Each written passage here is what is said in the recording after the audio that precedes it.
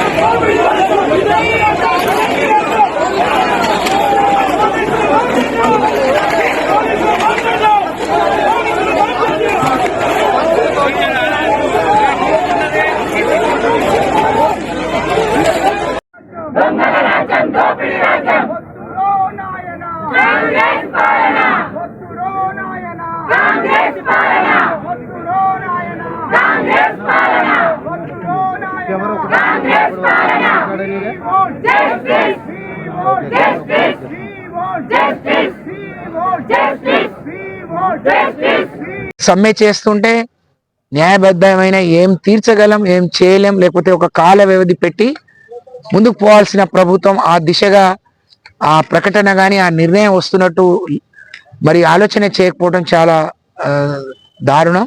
ఇది సరైన పద్ధతి కాదు. ఇవాళ ఏదో ప్రతిపక్షంలో ఉన్నాం కాబట్టి మాట్లాడట్లేము, కానీ ఎవరున్నా అది చేయాల్సిన బాధ్యత, అది కనీస ధర్మం. ఇప్పుడు ఈ ఘటన జరిగింది. ఒక్కొక్కళ్ళని ఇంకొకళ్ళను అది ప్రేరేపించక ముందే రాష్ట్ర ప్రభుత్వం, రేవంత్ రెడ్డి గారు, రాష్ట్ర ప్రభుత్వం దీని మీద ఒక స్పష్టమైన ప్రకటన చేయాలని, వాళ్ళ డిమాండ్లు తీర్చాలని. అవి కూడా చాలా న్యాయమైనవి. వాళ్ళు ఏదో గొంతెమ్మ కోరికలు కూడా కోరట్లేరు. మరి ఆ డిమాండ్లు తీరుస్తూ ఈరోజే మరి వాళ్ళకు నమ్మకాన్ని, విశ్వాసాన్ని కలిగించే విధంగా ఆ ప్రతినిధులతో మాట్లాడి దానికి ఒక పరిష్కారం చూపాలని, శంకర్ గౌడ్ గారి కుటుంబానికి మరి ఆర్థికంగా ఆ కుటుంబంలో కొడుకో ఉద్యోగం ఇచ్చి ఏ విధంగా పరిష్కరిస్తారో, వాళ్ళకి ఏ విధంగా న్యాయమైన సపోర్ట్ చేస్తారో అది కూడా ఇవ్వాలని